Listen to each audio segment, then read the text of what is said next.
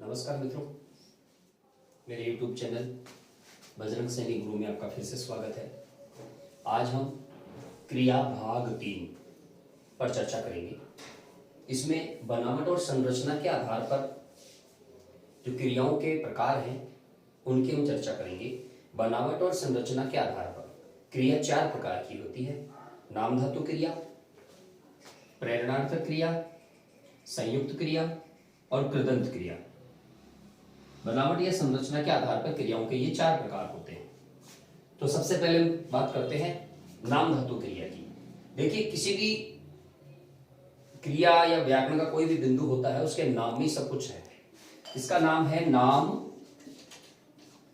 धातु। तो इस नाम शब्द में 3 चीजें हैं: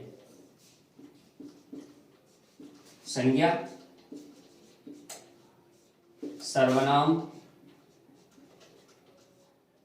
और विशेषण। संज्ञा, सर्वनाम और विशेषण से बनने वाली धातु। धातु यानी क्रिया,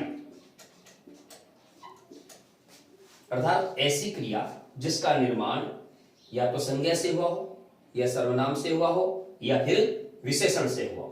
जिनका निर्माण संज्ञा, सर्वनाम अथवा विशेषण से होता है, उन क्रियाओं को नाम धातु क्रिया कहते हैं। एक बार फिर से समझिए, नाम धातु, नाम का मतलब संज्ञा, सर्वनाम और विशेषण, धातु का मतलब क्रिया। ऐसी क्रिया जो नाम यानी संज्ञा, सर्वनाम और विशेषण से निर्मित होती हो, इनसे बनाई जाती हो, उन क्रियाओं को हम नाम धातु क्रिया कहते हैं। मैंने यहां पर कुछ शब्द लिखे हैं, इन शब्दों को आप ध्यान से देखिएगा। सबसे पहले है हाथ। हाथ संज्ञा है, हाथ संज्ञा है, इससे हम क्रिया बना सकते हैं हथियाना।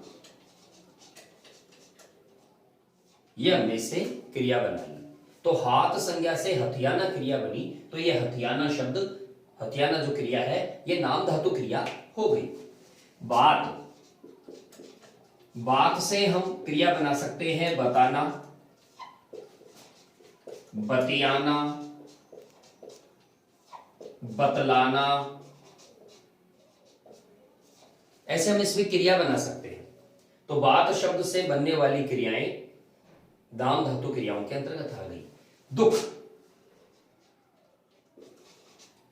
जैसे कि आप जानते हैं, सुख, दुख ये भाववाचक संज्ञाएं हैं। तो दुख से दुखाना, जैसे किसी का दिल दुखाना, तो ये दुख से बना। फिर बात आती है लात की। लात, लतियाना, ये इसका रूप हो गया। लज्जा,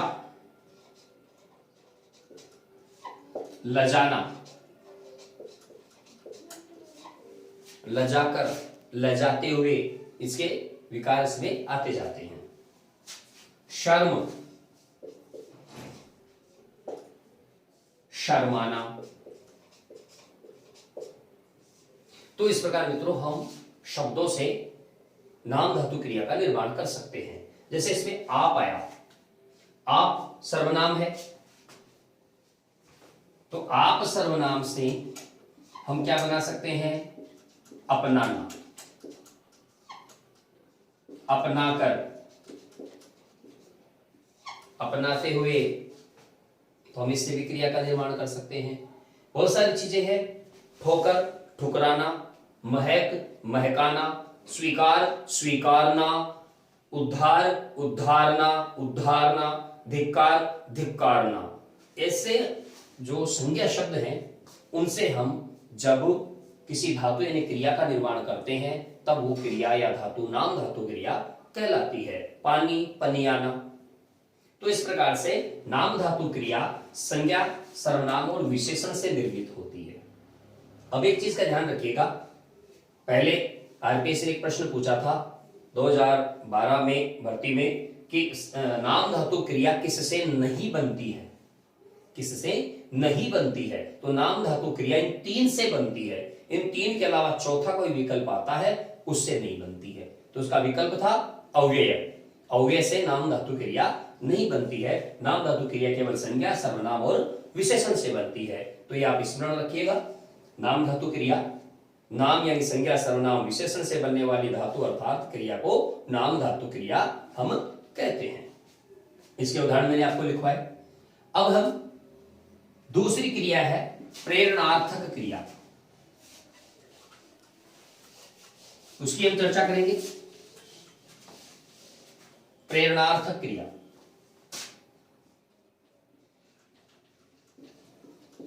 जैसा कि इसमें नाम ही दिया हुआ है प्रेरणार्थक, इसका मतलब प्रेरणा का अर्थ देगी, प्रेरणा का अर्थ देगी। देखिए, एक तो काम अपनी स्वयं की इच्छा से किया जाता है, मर्जी से किया जाता है, एक उस काम को करने के लिए हमें कोई प्रेरित करता है। जब हम किसी और की प्रेरणा से काम करते हैं तो किया गया कार्य या क्रिया प्रेरणार्थक क्रिया कहलाती है। तो इसका मतलब होता है कि कर्ता को कार्य करने की प्रेरणा किसी और से मिलती है।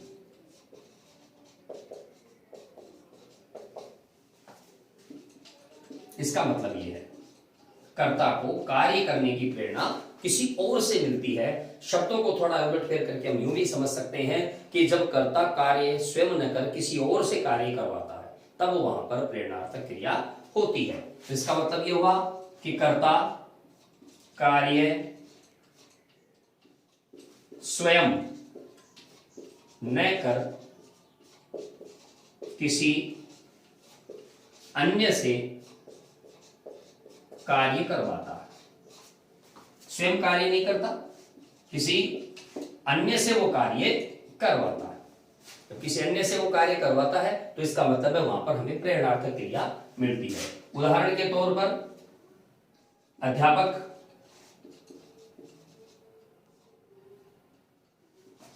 बालकों से पाठ पढ़वाता है।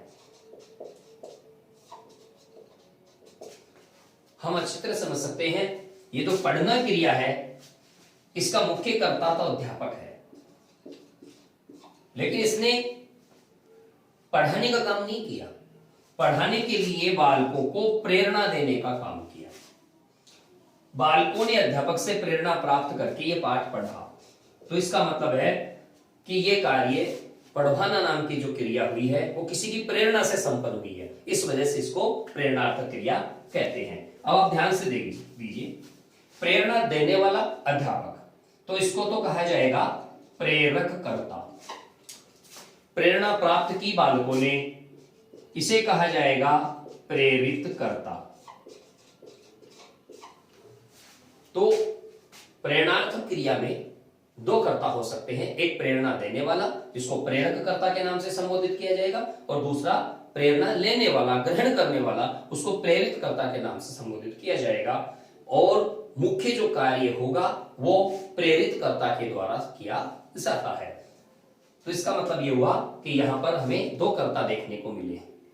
प्रेरणार्थक क्रिया की एक बहुत बड़ी विशेषता है कि प्रेरणार्थक क्रिया सामान्यतः सकर्मक होती है और वाक्य कर्मवाच्य में होता है। और जब इसका निर्माण किया जाता है, प्रेरणार्थक क्रिया का निर्माण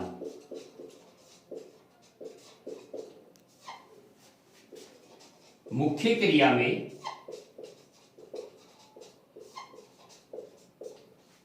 आना अथवा वाना, आना अथवा वाना जोड़कर किया जाता है।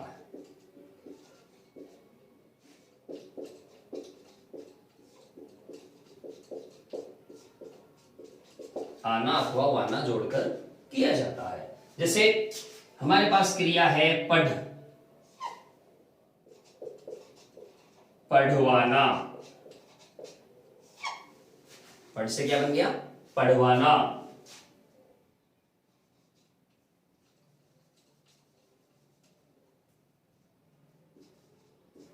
काट,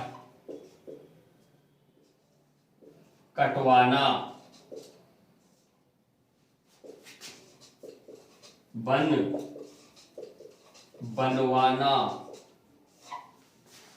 हम किसी भी वचन में का प्रयोग कर सकते हैं, किसी भी काल में इनका प्रयोग कर सकते हैं। ये केवल आदर्श कोई वाक्य है। तो इस प्रकार से प्रेरणार्थ क्रिया का निर्माण हम मुख्य क्रिया में आना या वाना जोड़कर हम कर सकते हैं।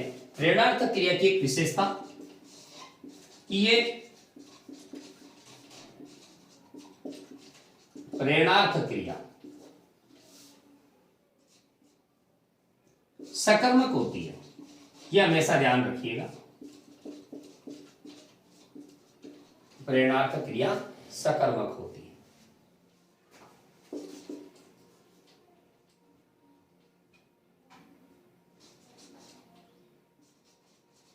मुख्य कर्ता केवल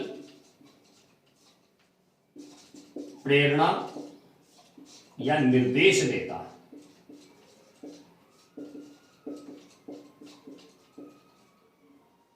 तीसरी स्थिति इसकी क्या है? प्रेरणार्थक क्रिया से युक्त वाक्य, प्रेरणार्थक क्रिया युक्त वाक्य कर्मवाच्य में होते।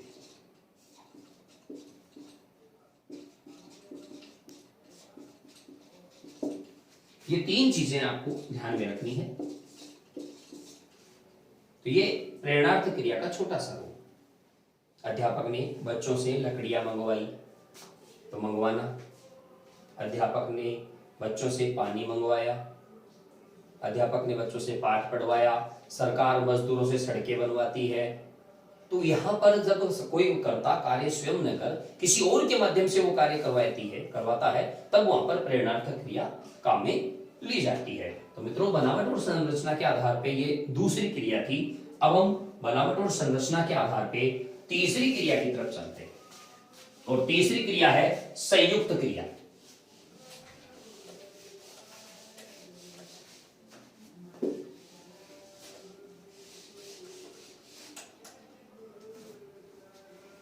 तो बनावट और संरचना के आधार पे तीसरी क्रिया है संयुक्त क्रिया।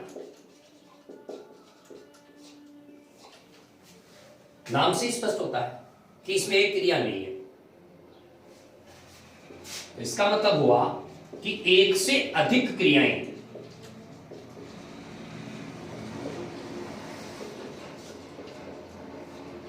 मिलकर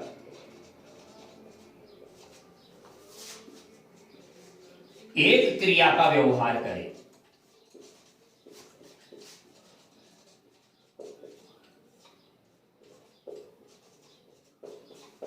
तो उसे संयुक्त क्रिया कहते हैं।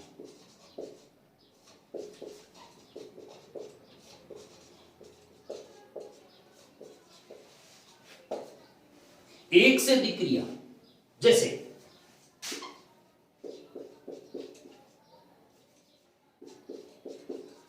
गिर पड़ा, जैसे गिर पड़ा, वह चलते चलते गिर पड़ा। अब इसमें आप बताइए, गिरना और पड़ना दो क्रियाएं हैं, गिरना और पड़ना। मुख्य क्रिया गिरना है, तो फिर पढ़ना क्या है? पढ़ना इसकी सहायक क्रिया जो अर्थ के बोध के लिए काम में ली जा रही है।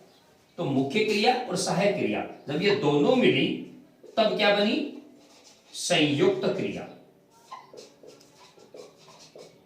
तब ये बन गई संयुक्त क्रिया। तो इस प्रकार से संयुक्त क्रिया का निर्माण होता है। जैसे चलने लगा, अब आप बताइए वो चला या लगा? लगा तो नहीं होगा, कहीं चला ही होगा, तो मुख्य क्रिया चलना। लेकिन दोनों क्रिया मिलकर एक क्रिया का कार्य कर रही है, इसलिए ये दोनों मिलकर संयुक्त क्रिया कह रहे हैं।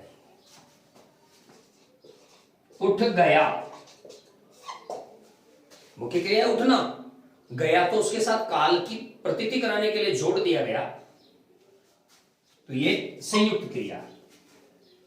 तो ये संयुक्त क्रिया एक से अधिक क्रियाएं मिलकर जब एक क्रिया का व्यवहार करे तब उसे संयुक्त क्रिया कहते हैं। ऐसे हमारे बहुत सारे वाक्य हैं दैनिक जीवन में, बहुत सारे ऐसे वाक्य हम काम में लेते हैं। वह दौड़ने लगा, चला गया, उठ गया, सो गया, खा लिया, पी लिया, नहा लिया। तो ये बहुत सारे ऐसे वाक्य होते हैं, क्रियाएं होती हैं जो हम दैनिक जीवन में काम में लेते हैं। मुख्य क्रिया जो पहले आती है वो होती है, बाद वाली जो क्रिया होती है वो अभुवन सहायक क्रिया होती है, और मुख्य क्रिया सहायक क्रिया मिलकर संयुक्त क्रिया का निर्माण करती है। तो यह थी बनावट और संरचना के आधार पे तीसरी संयुक्त क्रिया। अब हम बात करेंगे चौथी क्रिया की, जो बनावट और संरचना के आधार पे है। चौथी क्रिया, उसका नाम है कृदंत क्रिया। कृदंत क्रिया। देखो, कृदंत शब्द की जब हम बात कर रहे हैं तो इसमें कृत धन अंत, कृत प्लस अंत दो शब्दों से मिलकर बना। तो इसको यूं कह सकते हैं, कृत प्रत्यय जुड़ने से बनने वाली, कृत प्रत्यय जुड़ने से बनने वाली क्रिया को कृदंत क्रिया कहते हैं। कृदंत क्रिया कहते हैं। बड़ा सामान्य सा इसका स्वरूप है। कृत प्रत्यय जुड़ने से बनेगी। जैसे अपने पास एक धातु है उठ, अब उठ धातु में हमने ता जोड़ दिया तो ये हो गया उठता। ये कृदंत।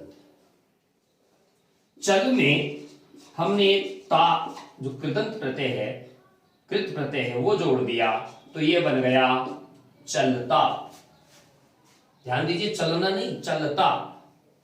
जैसे कई बार कहा जाता है कि वो एक चलता पुर्जा आदमी है, चलता फिरता व्यक्ति है, तो चलता फिरता में जो ता का प्रयोग हुआ है वो कृत प्रत्यय है, और कृत प्रत्यय से बनने वाली क्रियाएं कृदंत क्रियाएं कहलाती हैं।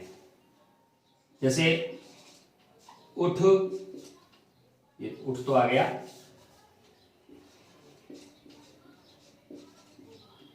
दौड़ता,